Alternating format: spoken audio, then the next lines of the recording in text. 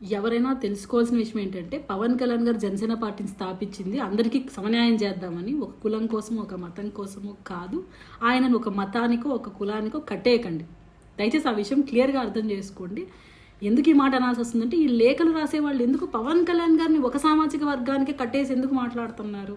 లేదు, చిరంజీవి గారు పార్టీ పెట్టినప్పుడు ఆయన్ని అట్లనే ఇబ్బంది పెట్టారు, ఇప్పుడు పవన్ కళ్యాణ్ గారిని అలాగే ఇబ్బంది పెడుతున్నారు.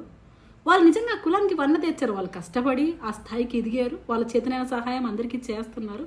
ఒక మాట అన్నా పాపం పట్టించుకోకుండా ఆయన ఏమిటంటే జగన్మోహన్ రెడ్డి గారి దగ్గర ఆ రోజు నమస్కరించి మరి సినీ ఇండస్ట్రీకి న్యాయం చేయమని కోరారు. పవన్ కళ్యాణ్ గారు ప్రయోజనాల పక్కన పెట్టి రాష్ట్ర ప్రయోజనాల కోసం ఆయన పొత్తులతో ముందుకు వస్తున్నారు. చేతనైతే మెచ్చుకుందాం. ఎందుకంటే జనసేన సిద్ధాంతాల్లో ఉంది కులాలను కలిపే ఆలోచన విధానం, మతాల ప్రస్తావన లేని రాజకీయం. ఇక్కడ ఎందుకు ఒక సామాజిక వర్గానికి ఆయన కట్టేసేసి ఆయన్ని క్వశ్చన్ చేస్తున్నారు? అసలు కుల పెద్దలుగా మీకు నిజంగా కులానికి ఏమైనా ఇబ్బంది కలిగితే మీరు ప్రశ్నించాల్సింది అధికార పార్టీని.